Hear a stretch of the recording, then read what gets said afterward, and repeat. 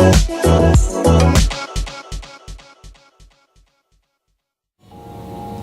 hello everybody, and welcome to the very first edition of the D-Pad Discourse.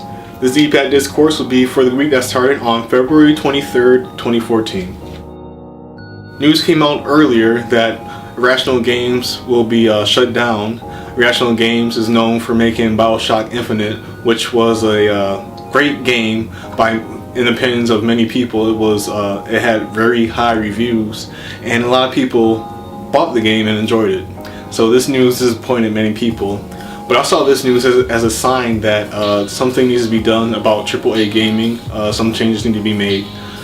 AAA games, the budgets have just been increasing over these past years. I mean, it went back during the PS2 days. I think there were only like a couple.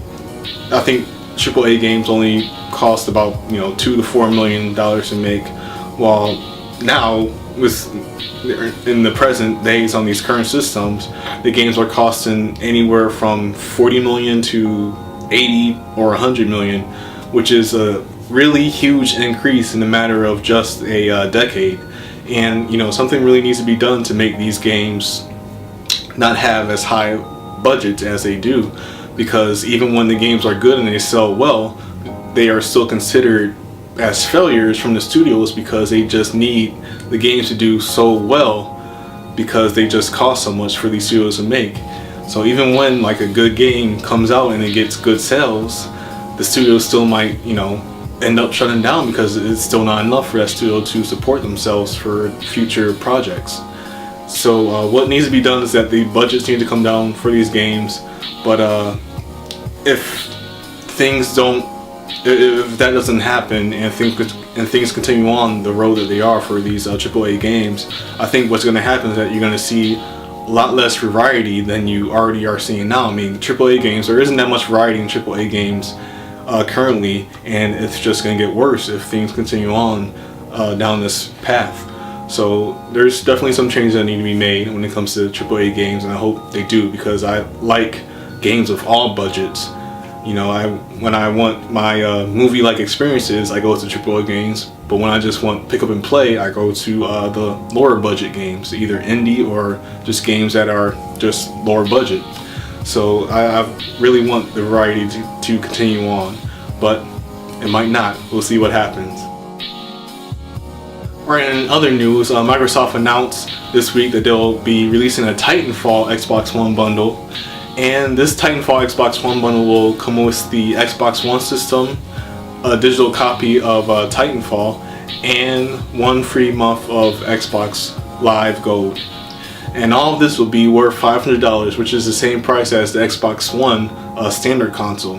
So while this is good news for a lot of people that are waiting to get an Xbox One for Titanfall, at the same time, I think Microsoft really messed up their sales for these next couple of weeks, because I don't think anybody's going to get an Xbox One. Well, at least, no, not that many people are going to get an Xbox One, since many people will just hold off for the Titanfall bundle, which will come out in a couple of weeks. And this is a really good bundle. I mean, it's a good deal. If you're really interested in Titanfall and want an Xbox One, this makes the Xbox One system around the same price as the PS4, since you're saving about $70 to $80 on this bundle. So it's really good, and Microsoft, they really thought it out well. I've always thought that there will be a Titanfall bundle, but I didn't expect it to be $500. So when I saw that it was $500, that really surprised me. So Microsoft did good on that, and I expect the bundle to sell pretty well when it releases in a couple of weeks. Alright, and to end off this edition of the D-Pad Discourse, Nintendo announced that they will be shutting down their online services for the original Wii and the original DS systems.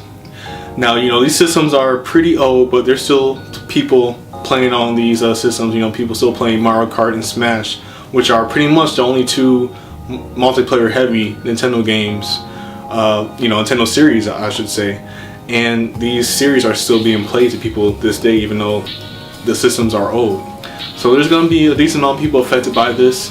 I don't think that many people will be disappointed, but I expect this news to affect a decent amount of people. I mean, I'm pretty sure there's still people that play Mario Kart or Smash on the Wii, or Mario Kart on the DS. So this seriously affects them. I mean, those games are fun to play, and on top of that, those games don't get releases every year like other multiplayer series, such as like Battlefield or EA Sports games or other multiplayer series like that. You know, there's usually only one Smash or one Mario Kart per Nintendo console, so people will hold on to that and play it throughout the whole generation, or even when the successor to the console that they have is released. So a lot of people are going to be affected by this, I believe, but people will just move on, I think, to the newer versions of those games. They'll get a 3DS for Mario Kart if they want to. And I still play Mario Kart 8 to this day online. It's still a fun game. And I think there's going to be more players on Mario Kart 8 now that this news has been announced. Because you'll have more people moving on to the newer versions of those Nintendo multiplayer franchises. Alright, and that was the very first edition of the D-Pad Discourse. I hope you guys liked it. Be sure to subscribe so you can see more D-Pad Discourses each and every week right here on the Brad DP90 channel. Until next week, I'll see you guys. Alright, bye-bye.